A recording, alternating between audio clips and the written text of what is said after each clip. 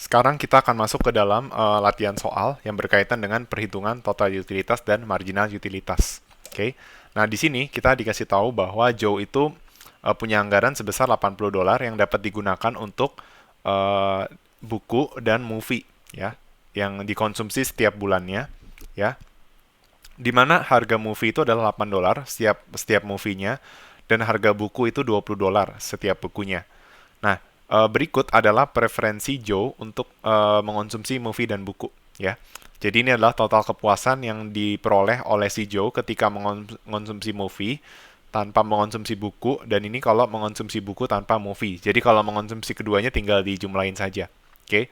Yang pertama adalah kita diminta untuk mengisi marginal utility sama marginal utility per harga untuk masing-masing movie dan buku. Nah, sebelumnya saya sudah mengajarkan bahwa perhitungan marginal utility itu bisa dengan metode perhitungan continue ya. Tetapi di sini kita menggunakan perhitungan discrete seperti itu. Ya, jadi di sininya 50. Nah, ini berarti 80 kurang 50 30, 100 kurang 80 20, 110 kurang 100 itu 10, 116 kurang 110 itu hasilnya 6, 121 kurang 116 5, 123 kurang 121 hasilnya 2. Oke. Nah, sedangkan buku berarti marginal utility-nya adalah 22, 20, 10, 5, 3, 2, 1. Oke.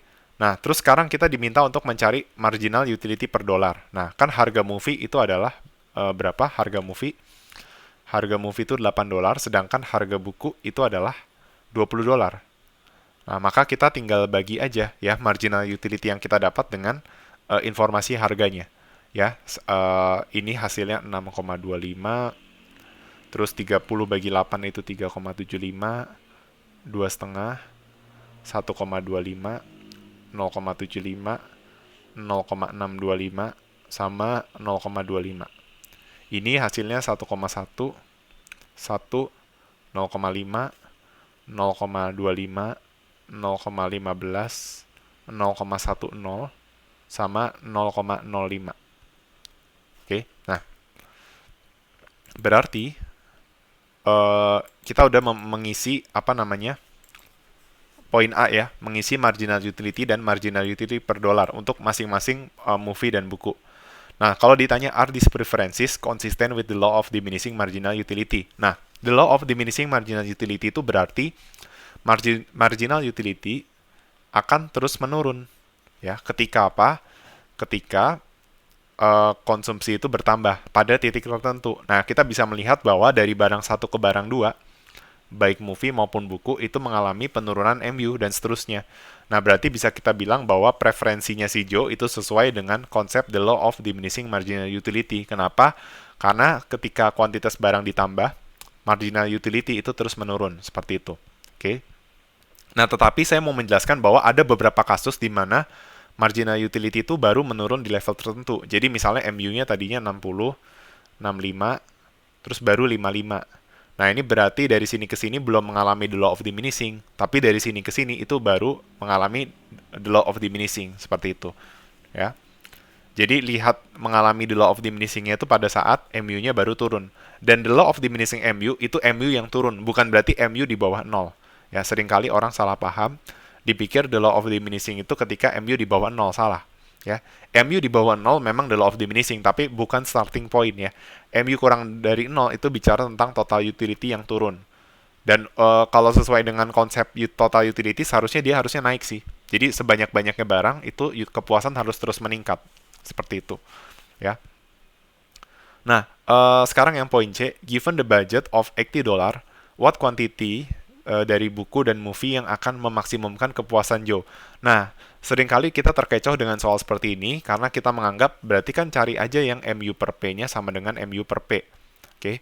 Nah, sebelumnya ini adalah aturan memaksimumkan utilitas ya, di mana ketika MUX per PX sama dengan MUY per PY, ini berarti menunjukkan eh, kondisi optimal dari konsumsi ya, di mana utilitas itu maksimum, budgetnya itu juga minimum. Oke, expenditure-nya minimum. Nah, tetapi uh, kondisi ini kan tidak selalu tercapai ya. Nah, tapi ini sebenarnya kan artinya MUX per PX dikurang MUY per PY itu kan sama dengan 0 ya. Nah, berarti apa? Berarti kalau kondisi ini nggak tercapai, kita bisa cari yang mendekati 0. Ya, misalnya ada 0,5 sama min 0,3. Nah, ini selisihnya ke 0, 0,5. Ini selisihnya ke 0, 0,3. Berarti ini yang lebih mendekati. Tapi kalau 0,5 sama min 0,7, ya lebih mendekati yang 0,5. Seperti itu. Nah, tetapi ada kelemahannya nih kalau pakai rumus ini. Karena rumus ini tuh hanya berlaku, utilitas maksimumnya berlaku kalau apa? Kalau budgetnya sama. Jadi kalau budgetnya sama, kita bisa membandingkan mana yang sama dengan 0 sama mana yang mendekati 0. Nah, masalahnya pada kasus ini, kita bisa lihat bahwa apa? Budgetnya itu nggak sama kan semuanya. Jadi bisa jadi MU per P-nya sama, tetapi dia tuh nggak bisa dikonsumsi karena budgetnya over. Nah, kalau kita lihat di sini, yang MU per P-nya sama itu apa? Ketika 7 movie dengan 4 buku. Bisa kita lihat MU per P-nya sama-sama 0,25. Nah, yang jadi masalah adalah budgetnya cuma 80. Kita nggak bisa mengonsumsi 4 buku dan 7 movie. Kenapa demikian? Karena 4 buku sendiri sudah menghabiskan seluruh budget yang dimiliki oleh dimiliki oleh Joe, seperti itu. Ya. Dan kalau mengonsumsi 7 movie masih bisa mengonsumsi beberapa buku seperti itu. Tapi kalau konsumsinya 4 buku tanpa movie sama sekali, ya berarti kepuasannya cuma 57 kan. Nah, berarti intinya kita dapat nih ceritanya 7,4 itu sebagai kondisi ideal. Nah, berarti kita coba mempertimbangkan berarti apa nih? Kan kalau seandainya untuk buku semua udah 4 berarti movie 0. Tapi kalau movie-nya 7 berarti apa? 7 kali 8 itu berapa? 56 ya. 7 kali 8 tuh 56. Nah, berarti untuk apa? Selisih budgetnya kalau kita pakai movie sampai 7 itu berarti 80 kurang 56 gitu aja. Logikanya gitu. 80 kurang 56 itu adalah 24. Nah, berarti logikanya adalah kalau mau movie itu 7, ternyata siapa namanya? Si bukunya nggak bisa sebanyak 4, tapi bisanya sebanyak 1. 2 pun nggak bisa karena udah over budget. Kan logikanya sisa budget 24. Berarti 2 buku 40 itu kelebihan 16. Tapi kalau 1 kurang 4 budgetnya sisa 4. Tapi intinya kita bisa konsumsi 7,1 ya di C. Nah, tapi kita juga coba pertimbangkan opsi lain. Ya, ini kan opsi kalau movie-nya dimaksimumkan ya. Bagaimana kalau seandainya bukunya kita kurangin. Jadi bukunya nggak 4, tapi bukunya itu 3 misalnya. Nah, kalau bukunya 3 berarti budgetnya 60. 60 itu masih ada sisa budget sebesar berapa? 20. Nah, 20 bagi 8, 2,5. Berarti maksimal dia konsumsi 2 movie. Jadi 3 buku dan 2 movie. Semoga teman-teman paham ya cara pengerjaannya. Kan tadi mula-mula kalau 4 buku, itu dia nggak konsumsi movie sama sekali. Dan kita bisa lihat bahwa utilitasnya lebih kecil kan. Kalau dia konsumsi 4 buku cuma 57. Nah, kalau konsumsi 7 movie, even ada sisa anggaran pun dia utilitas lebih tinggi sebesar 123. Berarti pola pikirnya gini, oh berarti intinya tuh konsumsinya harus bersamaan ya, buku sama movie ya. Nah, berarti kalau 4 itu nggak bisa konsumsi movie, berarti bukunya saya kurangi jadi 3. Nah, kalau saya kurangi jadi 3, budget untuk buku udah 60. Berarti sisa budget untuk movie ada 20. Nah, kalau konsumsi 3 movie, 24 anggarannya, itu melebihi anggaran. Tapi kalau konsumsi 2 movie, 16 itu masih bisa. Nah, berarti coba pertimbangkan 2 movie dan 3 buku. Nah, sekarang kita tinggal membandingkan aja mana yang lebih menghasilkan kepuasan lebih tinggi. Apakah 7 movie dan 1 buku atau 2 movie dan 3 buku. Nah, kalau 2 movie 3 buku, kepuasannya berapa? Jumlahin aja. 2 movie tambah 3 buku berarti 80 plus 52. Sedangkan kalau 7 movie dan 1 buku, itu total kepuasannya adalah 123 ditambah dengan 22. Nah, 123 tambah 22 itu hasilnya adalah 145. Sedangkan 80 plus 52 adalah 132. Berarti kesimpulannya adalah dengan budget $80, maka lebih baik dia si Joe ini lebih baik mengonsumsi 7 movie dan 1 buku. Dengan keterangan apa? Keterangannya terdapat sisa anggaran sebesar berapa? 7 movie itu kan 7 kali 8, 56. Berarti 56 tambah 2, 7. Berarti keterangannya terdapat sisa budget sebesar $4. Kalau dia konsumsi 7 movie dan 1 buku. Tapi kalau konsumsi 2 movie dan 3 buku, masih ada anggaran nggak? Masih. 16 ditambah 60, 76. Jadi baik 23 sama 71 itu sama-sama menggunakan budget sebesar $76. Jadi mungkin untuk opsi C kalian jawabnya gini sih. Kemungkinan konsumsi yang memaksimumkan utilitas dengan budget yang ada itu adalah 7 movie dan 1 buku atau 2 movie dan 3 buku. Jadi cuma 2 kombinasi ini. Keduanya sama-sama menggunakan budget $76 atau menyisakan $4 budget. Nah, tetapi kalau 23 kepuasannya cuma 132, sedangkan kalau 7,1 itu menghasilkan 145 kepuasannya. Berarti lebih baik Joe itu mengonsumsi 7 movie dan 1 buku. Nah, coba kita kaitkan dengan, kan budgetnya sama ya, coba kita kurangin MU per P-nya. Pada saat 7 sama 1, kan 7 0,25. Sedangkan saat 1 buku itu MU per P-nya 1,1. Nah, intinya 0,25 sama 1,1 itu selisihnya adalah sebesar 0,85. Ya, berarti yang 71 itu selisihnya 0,85. Nah, sekarang coba yang 2,3. Nah, yang 2 itu 375, yang 3 itu 0,5. Berarti selisihnya intinya 3,25 kita absolutin. Nah, mana yang lebih kecil? 0,85 atau 3,25? Udah pasti secara jelas adalah 0,85. Nah, disinilah kita bisa menyimpulkan ternyata benar kan, dengan budget yang sama, kepuasan lebih tinggi saat MU per P-nya mendekati, selisih MU per P-nya mendekati 0. Terbukti bahwa pada saat kombinasi konsumsinya 7,1, MU per P-nya itu 0,85. Sedangkan saat kombinasi 2,3, MU per P-nya 3,25.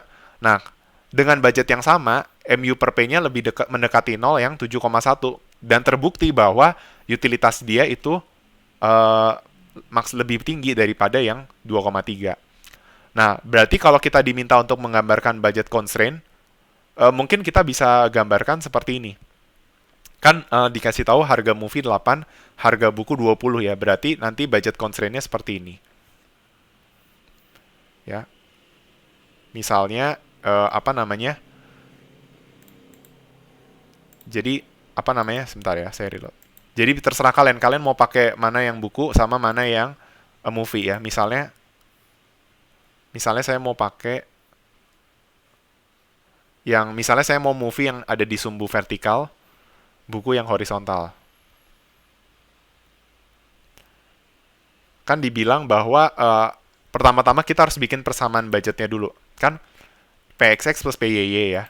Nah, ini 8 movie tambah 20 buku. Berarti harga movie dikali quantity movie ditambah harga buku dikali kuantitinya buku kurang sama dengan budget. Nah, ini tuh berarti 8, misalnya movie itu X, movie itu misalnya Y. Misalnya movie itu Y, buku itu X, berarti adalah 8X ditambah 20Y. 8X plus 20Y kurang sama dengan budgetnya 80. Nah, berarti kalau misalnya dia konsumsi movie doang, itu kepuasannya 10. Kebalik ya. Movie-nya itu kan Y ya. Berarti, 8Y plus 20X. Atau 20X plus 8Y. Kalau cuma untuk movie, berarti dia bisa 10. Kalau untuk buku, kan logikanya 8Y sama dengan 80. Berarti Y maksimum itu 10 saat X-nya 0. Tapi kalau Y-nya 0, berarti kita bisa dapat X maksimum. Berarti 20X sama dengan 80. Berarti X maksimum sama dengan 4. Berarti ini 4 di sini nih misalnya. Nah, berarti budget lainnya kita tinggal tarik aja nih.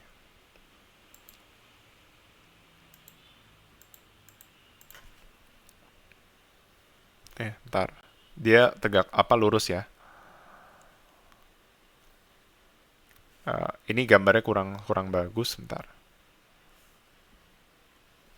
Nah, gini ya. Ini adalah budget lainnya. Oke. Nah, terus tadi kita tahu bahwa apa namanya? Misalnya kita bikin bayang-bayang budget lain ya. Nanti intinya di bayang-bayang itu budgetnya itu 76. Nah, tadi kita dapat kombinasi apa? 2,3 sama 7,1. Ya, dua movie, 3 buku, berarti kita bikin di sini ya. Tadi kita kombinasinya ada 2 sama 3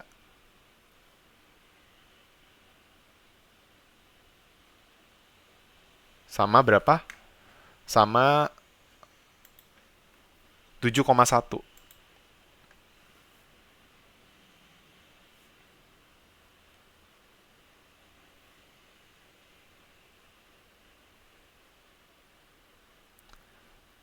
Nah, ini terbukti nih. Misalnya kita bikin titik A sama titik B. Nah, terbukti ya, titik A sama B tidak bersinggungan dengan budget. Makanya, dia itu, apa, budgetnya di bawahnya. Dan kalau kita garis, ini akan membentuk budget lain yang sama. Ya, jadi ini misalnya BL1 sama dengan 76. Ya, sedangkan yang ini adalah 80. Seperti itu. Oke. Nah, tetapi kalau kalau misal itu adalah penggambaran budget lainnya ya. Budget constraint. Jadi udah cukup ya. Gitu doang cara penggambarannya. Tapi kalau misalnya ingin menggambarkan apa? Utility, kan tadi kombinasi yang memaksimumkan itu yang A ya. Berarti ilustrasinya begini sih. Kalau mau ini tambahan ya. Kalau mau digambarin indifference curve-nya berarti ini begini.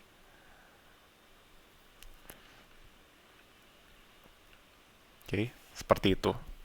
Sedangkan yang ini itu utility-nya di bawah, berarti kurang lebih seperti ini kurvanya. Nah, ini IC-nya lebih rendah nih, ceritanya ini IC. Ini kepuasannya berapa sebesar? Tadi kepuasannya 145, sedangkan yang ini adalah 132. Terbukti ya dengan budget yang sama, ini mungkin slope-nya tidak sama nih, tapi selisih slope-nya lebih mendekati 0. Selisih slope-nya atau lebih sama ya, jauh lebih mirip daripada yang kombinasi B seperti itu. Oke. Jadi seperti itu yang opsi C. Kalau diminta untuk opsi D ya, menggambar budget constraint, nah itu saya kasih tambahan kalau disuruh menggambarkan budget lain. Nah sekarang soal E, misalnya harga buku turun jadi $10. Ya, mana yang perlu di-recalculated ya? Yang perlu dihitung lagi adalah yang MU sama MU-nya nggak perlu, cuma MU per dolar. Ya, bedanya kalau ini harga jadi 10 ya. Kalau harga jadi 10, berarti logikanya kan dibagi 10, berarti ini jadi dikali 2 nih. Jadi 2,2, 2, 1, 0,5, 0,3, 0,2, sama 0,1. Itu aja recalculated-nya. Oke. Nah, terus kalau diminta after the price change, how many movie and how many book will Joe purchase? Nah, sebelumnya kalau misalnya berarti kita kembali lagi ke jawaban awal. Pertama kita cari MU per P yang sama. Nah, kalau seandainya MU per P-nya udah berubah, mana MU per P yang sama? Ternyata nggak ada yang sama ya sekarang ya. Nah, nggak ada yang sama. Nah, tapi coba pertimbangkan yang opsi tadi. Tadi itu opsinya 4 sama 7 ya. Nah, kalau 4 sama 7 bisa nggak kita konsumsi? Tadi itu kalau 4 sama 7, berarti kan di sininya 40. 4 kali 10. Nah, ini 7 kali 8. 7 kali 8 itu berapa? 56. Nggak bisa ya, harus 80. Nah, kalau misalnya saya turunin jadi 6, misalnya movie-nya jadi 6. 6 kali 8, 48. 48 tambah 40 bisa nggak? Jadi 88. Nggak bisa. Berarti turunin lagi misalnya jadi 5. 5 sama 4. Bisa nggak? Bisa. Karena 5 kali 8, 40. 4 kali 10, 40. Nah, di sini berarti menggunakan seluruh budget yang ada. Nah, tapi misalnya kombinasi lain. Misalnya sekarang bukunya 5. Kalau bukunya 5, berarti kan 50. Jadi sekarang ada berbagai kombinasi ya. Kalau 5, budget bukunya 50, sisa buat movie 30, berarti bisa 3 buku. Nah, berarti 5 sama 3. Nah, 5 sama 3 masih 3 kali 8, 24. 24 ditambah 50, 74. Masih ada sisa budget bahkan. Oke. Nah, sekarang coba 6 sama 2 mungkin nggak? 60 sama 16 mungkin juga. Nah, sekarang ada banyak jawaban nih. 6 sama 2. Ya. 7 sama 1 juga bisa. Ya. Karena 70 ditambah 8. Seperti itu. Saya pakai warna yang beda. Nah, berarti sekarang kita mempertimbangkan opsinya banyak nih sekarang ya. 7 berarti saya bikin ya ada 5,4. Terus 5,4 terus berapa lagi? 3,5. Kalau kalau kan 5 sama 5 sama 3 ya. 5 sama 4 nggak bisa ya karena 50 ditambah 50 tambah 32 nggak mungkin. Jadi langsung 53 54 terus bentar. Kan kalau kalau 5 sama 4 bisa ya. Kalau 4 32 tambah kalau 4 harus sama 4 juga ya. Kalau 4 sama 5 nggak mungkin ya. Kan 4 kali 8 32 tambah 50 nggak bisa. Jadi udah benar ya. 5,4 3,5 terus berapa lagi? 2,6 sama 1,7. Nah, berarti ada 4 kemungkinan jawaban. Ya udah kalian cari aja mana yang total utility lebih tinggi ya. Misalnya 5,4 itu berarti 116 ditambah 57. Hasilnya tuh 116 plus 57 berapa ya? Coba kita hitung 116 ditambah 57. Itu hasilnya adalah 173 ya. Hasilnya 173. Sedangkan kalau 3,5 kalian jumlahin aja ya. 100 ditambah 60 berarti 160. Sekarang 2,6. 80 ditambah 62 berapa? 142. Nah, sekarang 1,7.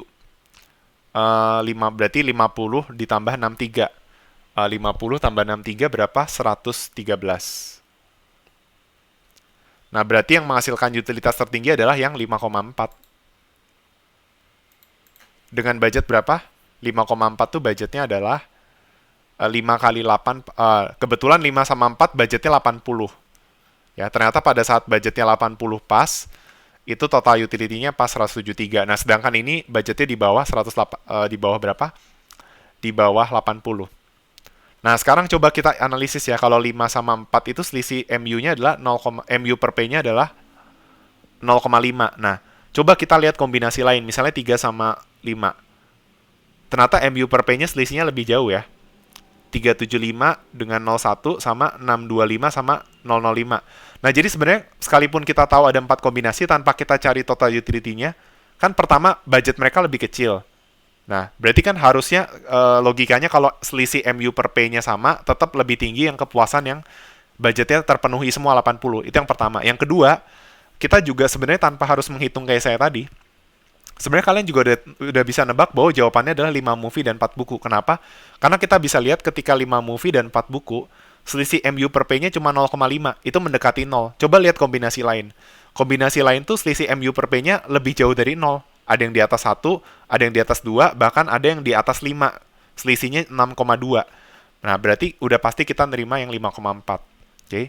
Jadi opsi F jawabannya setelah perubahan harga, jumlah buku naik ya. Bukunya 5, terus movie-nya itu jadi 4. Seperti itu. Oke. Kalau tadi 7 movie dan 1 buku.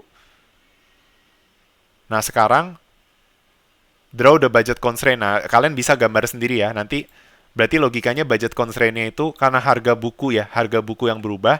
Berarti logikanya harga buku turun sebesar berapa? Dari 20 ke 10. Berarti logikanya kan income 80. Kalau tadinya seluruh income untuk buku itu 4, sekarang seluruh income untuk buku 8. Jadi nanti budget lainnya bergeser kayak gini. Ya, berotasinya jadi kayak gini nih.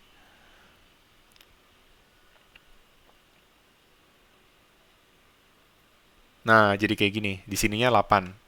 Oke. Gitu. Oke. Nah, sekarang if you calculate it correctly, draw the new budget constraint and identify the new optimal combination of book and point as a point B. Nah, berarti sekarang kita bikin kombinasi 5 sama 4. 5 buku dan 4. Saya pakai warna ini ya, misalnya. 5 buku dan 4 movie. Misalnya di sini 5 buku dan 4 movie.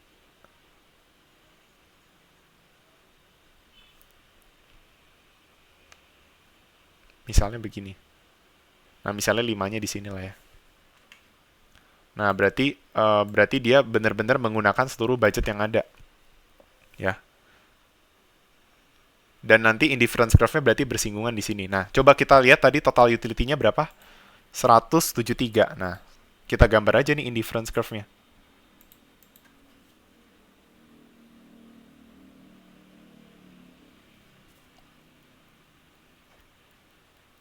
Seperti itu. Nah, ini nggak boleh bersinggungan ya indifference curve-nya ya. Ini berarti saya harus gambarnya begini. Nah, tadi IC-nya 145. Nah, sekarang 173. Seperti itu. Nah, terbukti kan bahwa utilitas lebih tinggi kan. Ketika budget constraint bersinggungan, indifference curve-nya dia lebih tinggi. Indifference curve-nya dia yang 173 ini.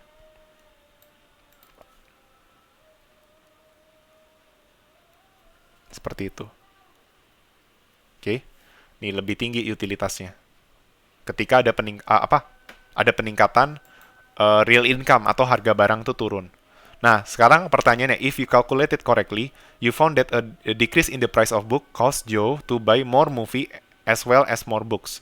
Ya, kalau tadinya dia konsumsinya 7 movie dan 1 buku, nah sekarang dia konsumsinya 4 movie dan 5 buku.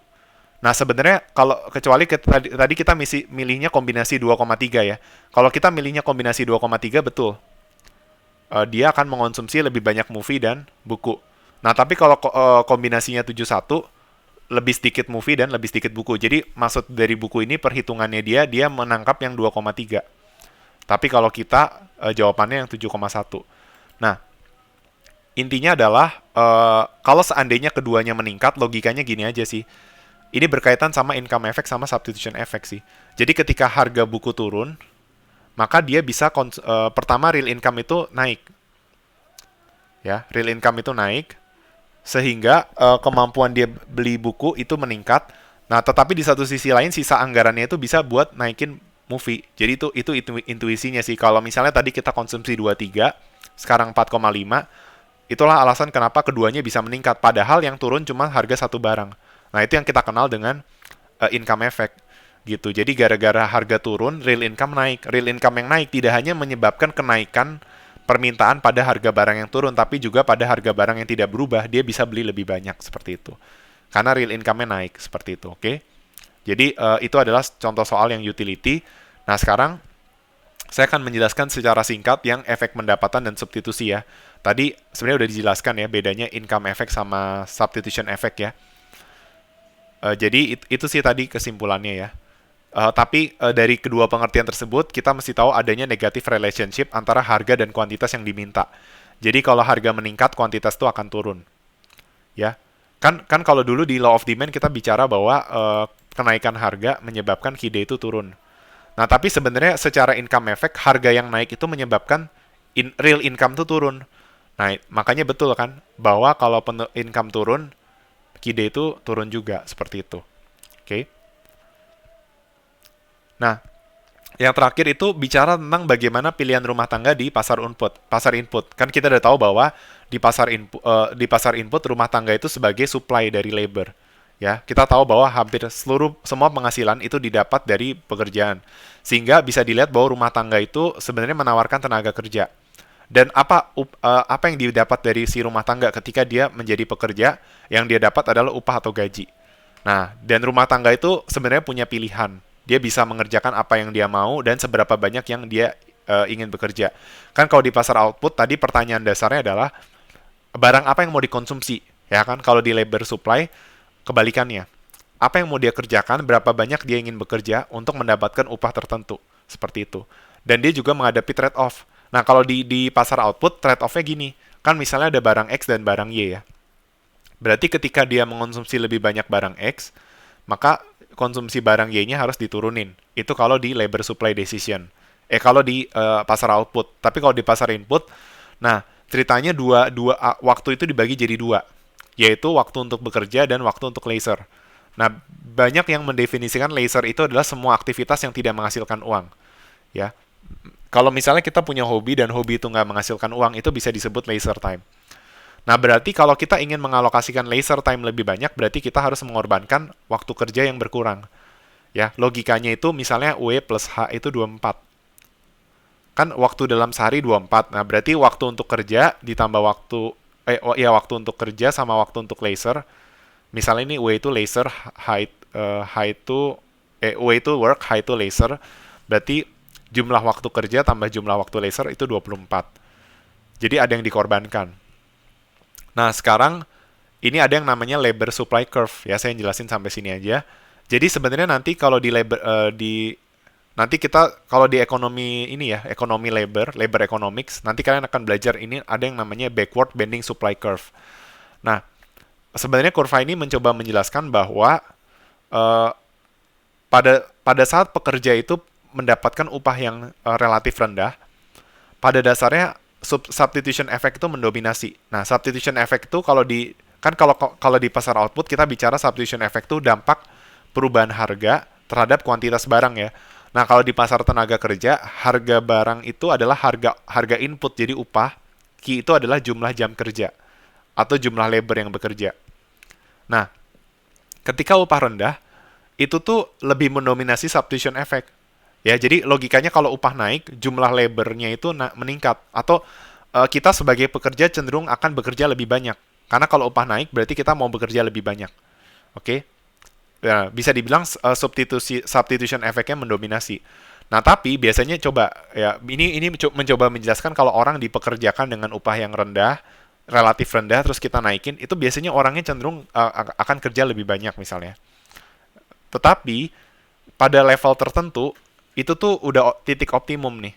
Dimana pekerja itu kalau justru upah dinaikin, mereka tuh yang mau bekerja lebih sedikit. Loh, kok bisa? Ya kan? Seperti paradoks, tapi bukan. Kenapa?